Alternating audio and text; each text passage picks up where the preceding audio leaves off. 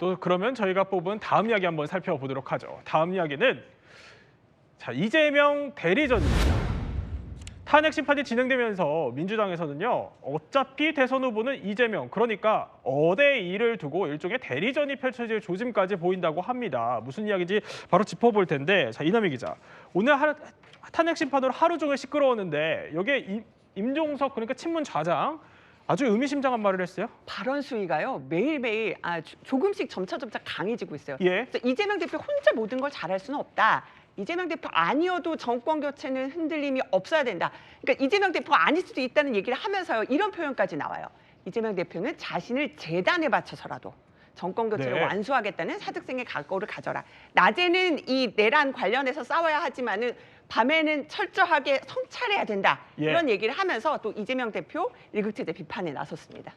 그런데 김지욱 대변인, 정치인들은 어쨌든 단어 하나하나 선택하는 거에 굉장히 좀 신경을 쓸 수밖에 없는 상황인데, 그런데 이재명 아니어도 또 자신을 재단에 바쳐서라도 이렇게까지 좀 논란이 될 수 있는 표현을 쓴다는 거는 김경수 전 지사에 의해서 본인도 좀 찬반을 하겠다는 거예요?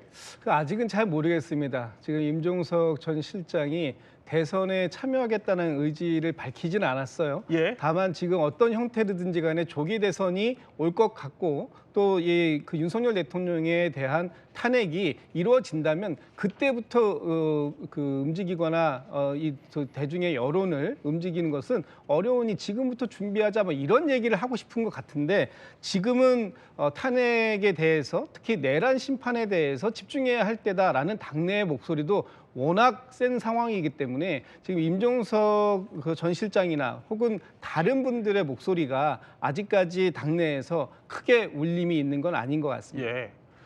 이재명 대표가 민주당에서 워낙 좀 굳건한 원탑이긴 한데 이렇게 사방에서 공격을 좀 받으니까 이 대표 대리인을 자처하고 나선 사람이 있다고 합니다. 바로 친노적자 유시민 작가입니다.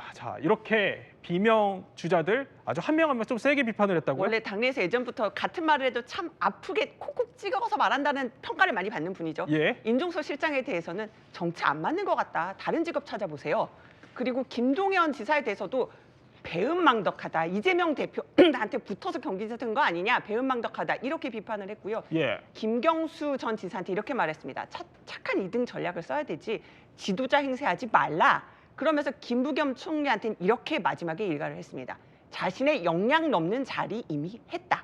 총리가 예. 이미 역량 넘는 자리였다. 이렇게 꼬집은 겁니다. 좀 의외예요. 그런데 호주석 대변인. 네. 그러니까 유시민 작가는 과거에 진중권 교수가 이렇게도 얘기했었어요. 친문의 청부업자라고까지 좀 표현을 했었던 분인데 왜 이렇게까지 총대를 맨 거예요?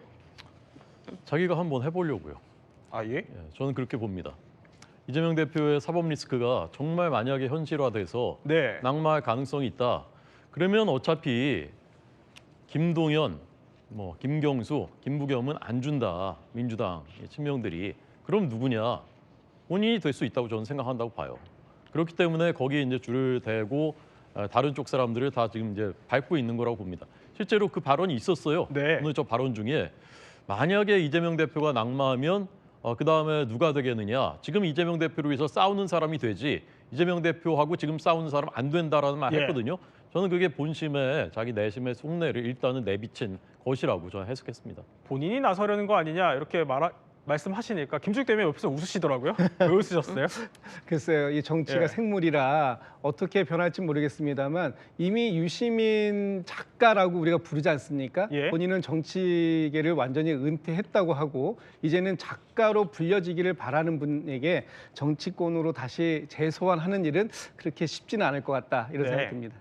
알겠습니다. 그러면 좀 조금 전에 전해진 속보 하나 저희가 좀 짚어보려고 해요. 그러니까 이재명 대표의 측근이죠. 김용전 민주연구원 부원장이 2심에서 징역형을 선고받고 법정 구속이 됐다고 해요. 네, 징역 5년 및 벌금 7천만 원. 그러니까는 이재명 대표 이제 대선 경선 때 네. 대장동 개발업자로부터 그 불법 정치 자금을 수수했다, 이런 혐의 인정이 되면서 2심에서도 지금 징역 5년이 선고가 됐습니다. 이재명 대표의 이제 추 재판에도 어떤 영향을 끼칠지 지금 관심이 쏠리고 있습니다. 네, 김용전 부원장 소식까지 저희가 오늘 이야기 핵심만 한번 살펴봤습니다.